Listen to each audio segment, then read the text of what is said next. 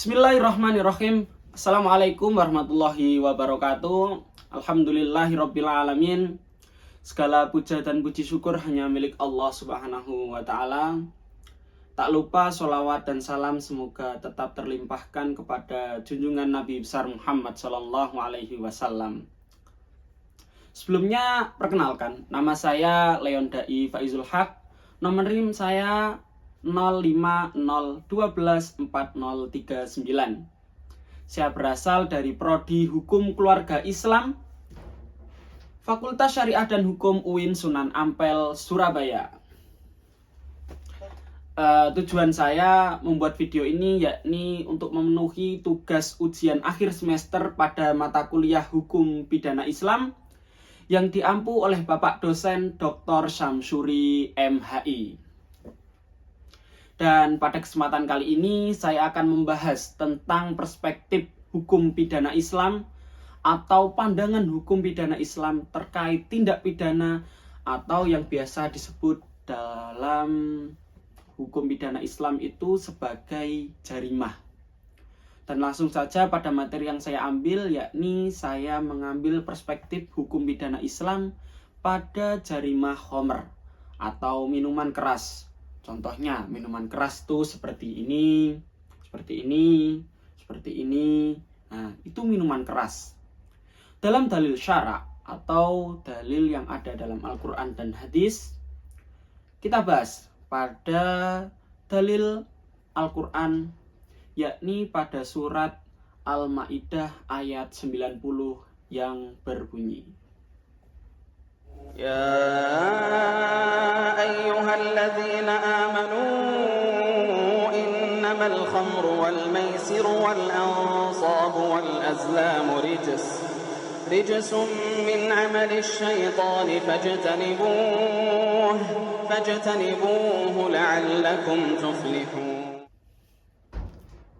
Allah Subhanahu wa ta'ala jelas-jelas melarang perbuatan meminum khamr tersebut dan menyuruh untuk menjauhinya sesuai dengan penggalan ayat dalam Quran surat Al-Ma'idah ayat 90 tadi, fajtanibuhu la'allakum tuflihun, maka jauhilah perbuatan-perbuatan itu agar kamu beruntung.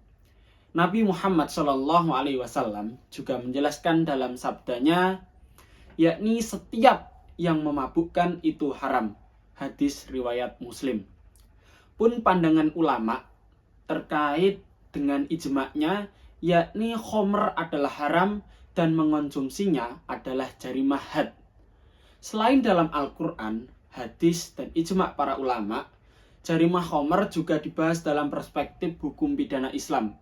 Pada fikih jinayah, jarimah khomer juga dikategorikan sebagai jarimah had, yaitu tindak pidana yang hukumannya telah ditentukan secara langsung oleh dalil syara, yaitu dalil Al-Quran ataupun hadis, dan tidak boleh diubah oleh hakim.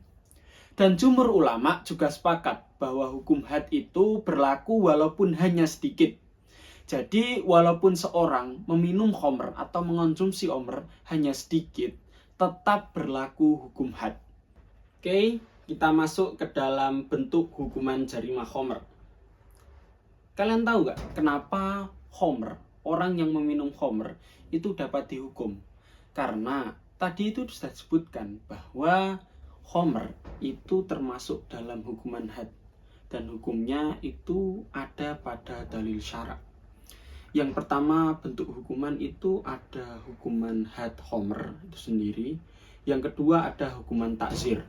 Hukuman had khamr itu 40 cambukan atau 40 deraan, juga bisa bertambah bila negara itu menambahkan menjadi 80 cambukan. Ini sesuai dengan apa yang diterapkan pada zaman Rasulullah dan juga pada zaman sahabat. Jadi yang kedua yakni hukuman takzir. Hukuman takzir tersebut berupa denda, penjara, nasihat atau peringatan, lalu juga ada sanksi sosial lainnya. Seorang itu dapat dibuktikan atau dapat dihukum bila adanya pengakuan pelaku, itu yang pertama. Jadi pelaku tersebut mengaku bahwa dirinya jelas-jelas meminum khamr. Dua, ada kesaksian dua saksi yang adil. yakni menyatakan bahwa pelaku tersebut benar-benar meminum khamr dan dilihat oleh indranya. Yang ketiga yakni bukti kuat bahwa pelaku itu mabuk. Jadi ketika diadili proses pengadilan, pelaku tersebut benar-benar dia itu dalam keadaan mabuk, dalam keadaan hilang akal, maka dia juga dapat dibuktikan bahwa dia itu tergolong dalam jarimah khamr. Dan seseorang ketika mabuk itu melakukan jarimah yang lain, maka bisa bertanggung jawab atau harus dihukum walaupun dia itu melakukannya dalam keadaan hilang akal. Jadi contohnya, seorang dalam keadaan mabuk, dia melakukan mencuri. Jadi ketika dia dalam proses pengadilan, dia juga dihukum dalam perbuatannya dalam meminum khamr itu sendiri, jarimah khamr. Dan yang kedua yakni jarimah pencurian. Jadi itu dalam hukum perspektif hukum pidana itu juga masuk.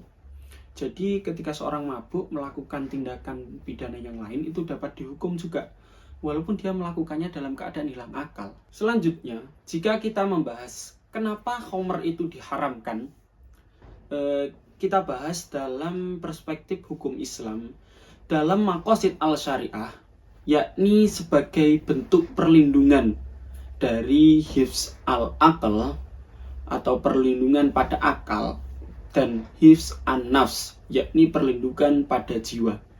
Kenapa hifz al-aql dan hifz an-nafs ini perlu? Yakni karena ketika seorang melakukan meminum minuman khamr itu sendiri, itu merupakan ada dampaknya itu kepada kesehatan seseorang itu. Maka prinsip dari maqasid al-syariah ini perlu, yakni perlindungan pada akal atau hifz al-aqal, dan juga perlindungan pada jiwa seorang atau hifz an-nafs. Ini saya tunjukkan bagaimana dampak terhadap kesehatan ketika seorang itu melakukan minuman khamr itu.